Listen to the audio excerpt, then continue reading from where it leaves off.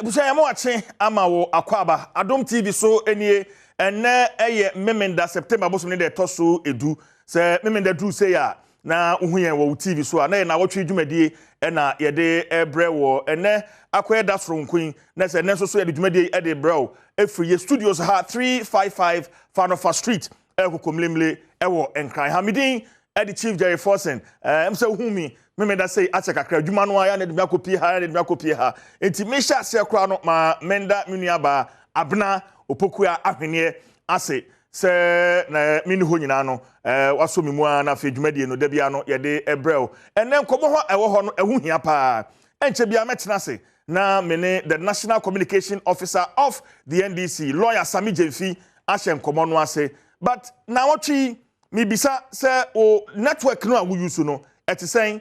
utimi ye calls ana so eti sen amanfo bebre e no mo network no ateko ye ba wo mo calls no se untimi enye calls nkwa abonten untimi so receive calls dodo no so kra no mo wallet sika wo so no wo untimi enyi sika wo so esan se enhihye ya Communication Authority any National any Communications Ministry edi ebeto dwa no omafiase edi asotwe nketenkete empo ansa na 30th September na womchese se unye registration no a wombecha online mu no womde sa asotwe no afiase ye adwuma 2 days ago and the minister in charge of communication yes Facebook posti na mamen kenkan na fe yenyina so meja adwenche kakra ansa na ewi yatena se o say I informed the media during my most recent meeting that the same registration exercise would not be extended past September 30.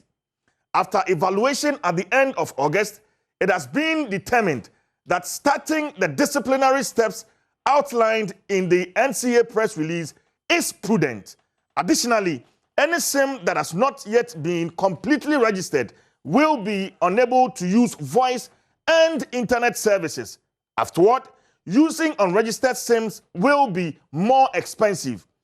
At a subsequent press conference in September, the full scope of the sanctions will be revealed. If you suffer that fate as a result of your own inaction, kindly do not blame your service provider. To be forewarned is to be forearmed. Poster, the minister in charge of communication, Emeki Yeni. Nnawotwi mu nyina no various telecommunication network offices and tokwa hodwo misunderstanding obi wo hon ma oso wa register the card no enso so ye validating man no into ntimi nya registration no obi nso so wo hon ma o train din as far back as 2019 enso ne sanka ne card obi nso hon ma card ne nsaka enso from so wo ho ye friend error so no ebi wo card no ho enti esese ne nsaka card foforo eno so akwa bibia e wo ho obi nso hon ma card no ahira akwa police station akwaji police report for replacement and so sa na mo nyina no ne sa entumi nkan so there are different groups of people ya ka say wo mo suffer sanctions no ministry ne HSA self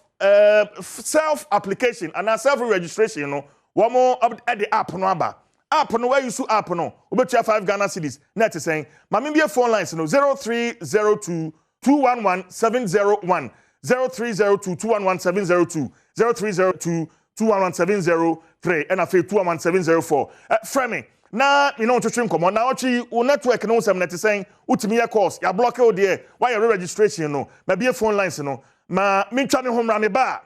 ye be phone lines no atum na ma je won so adwenche ya ba sisi a me the Chief Jerry Forsen